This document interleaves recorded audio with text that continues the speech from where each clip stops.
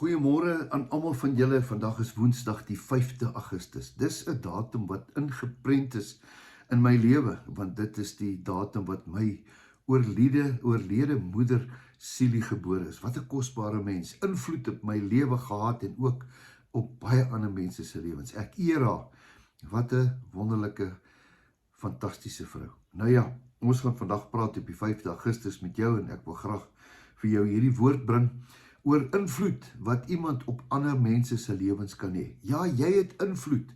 Die woord invloed is baie sterk in my lewe. Ja, my moeder het my raak geleef en baie ander mense ook. En so moet ek en jy ook ander mense raak leef.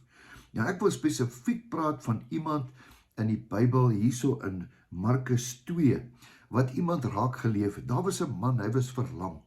En hy het 4 vriende gehad.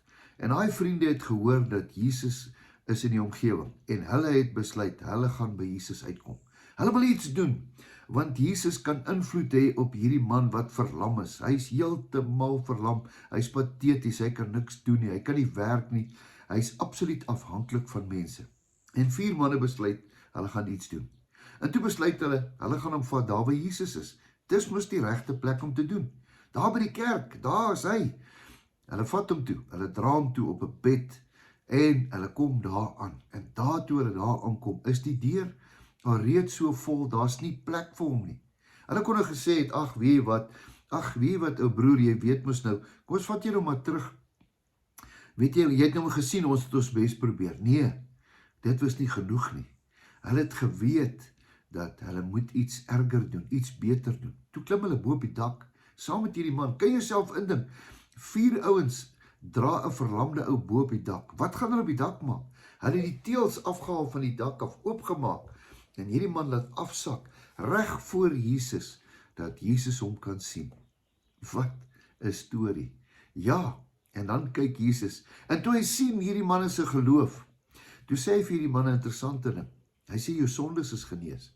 Hy sê, jou sondes is genees, ja, hy sê, jou sondes is vergewe. Sorry, hy sê, jou sondes is vergewe. Die mense sê, waarvan praat jy?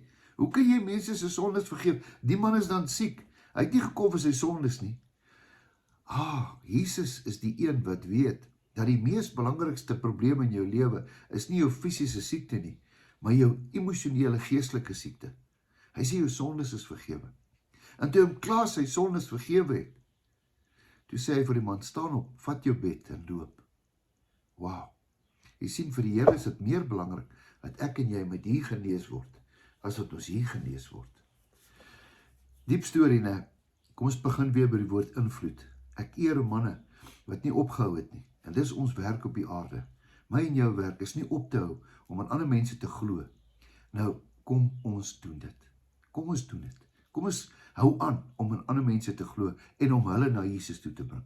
Kom ons bid saam. Here, baie dankie vir hierdie nuwe dag. Dankie vir u liefde, dankie vir die omgee, dankie dat u, Here, so baie mense beïnvloed. Help ons om mense raak te leef, om by u uit te kom. Ons loof en prys u naam. Amen. Geseënde dag vir jou. Beïnvloed iemand. Totsiens. Tot 'n volgende keer.